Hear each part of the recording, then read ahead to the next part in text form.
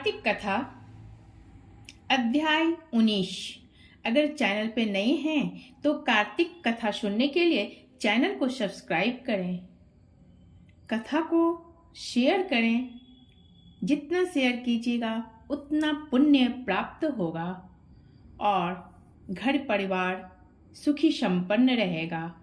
प्रेम से बोलें हर हर महादेव, लक्ष्मी नारायण की जय, राधे राधे, कृष्णा कृष्णा। पृथु बोले, हे ब्राह्मण, आपने तुलसी का महात्म और व्रत का इतिहास मुझसे कहा, सो मैंने सुना। अब कार्तिक व्रत करने वाले पुरुष का फल और महात्म कहो। ये व्रत पहले किसने किया, ये वर्णन करो। नारद बोले, सह्याचल पर्वत पर करवीपुर में धर्म को जानने वाला धर्मदत्त नाम का ब्राह्मण था।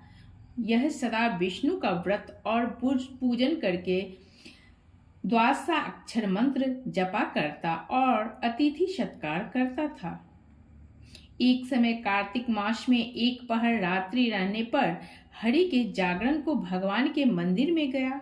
भगवान के पूजन की सामग्री लेकर जाते हुए उस ब्राह्मण ने टेढ़ी दाढ़, लपलपाती जीभ, भीतर को धसे हुए लाल नेत्र, लंबे ओठ, नंगी सूखी पतली फुंकार मारती एक राक्षसी को उसको देखकर वह कांप उठा। भय के मारे वह पूजा की सामग्री और जल से उसको मारने लगा। भगवान का स्मरण करते हुए तुलसी के जल से जो उसको मारा सो उसके पाप नष्ट हो गए। वह ब्राह्मण को दंडवत कर बोली, मैं पूर्व कर्म फल से इस दशा को प्राप्त हुई हूँ। हे विप्रवर, अब उत्तम गति को कैसे प्राप्त हूँ? नारद जी बोले, विनती करती हुई उस कलहा को देखकर और अति विस्मित होकर धर्मदत्त ब्राह्मण बोला, किस कर्म फल से यह तेरी दशा हुई है?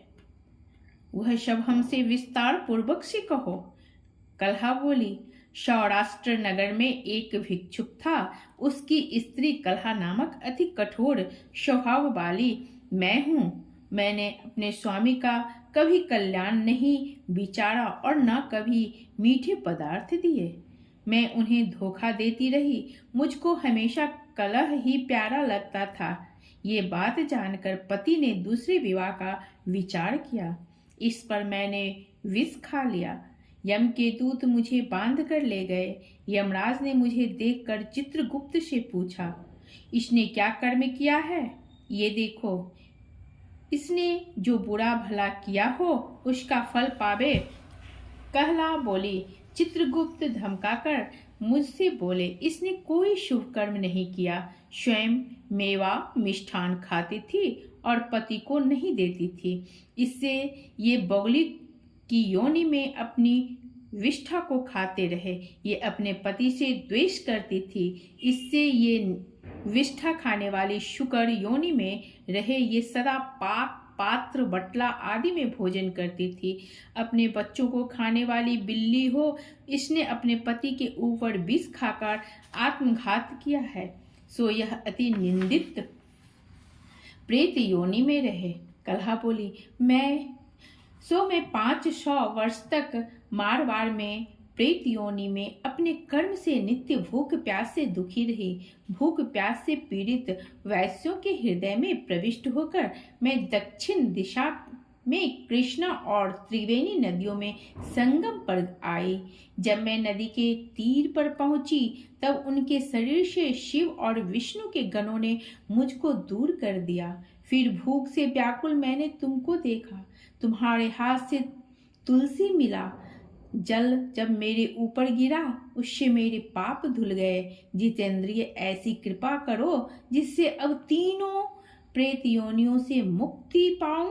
इस प्रकार कलहा का वचन सुनकर और उसकी ग्लानि को विचार कर ब्राह्मण बोला। प्रेम से बोले, हर हर महादेव।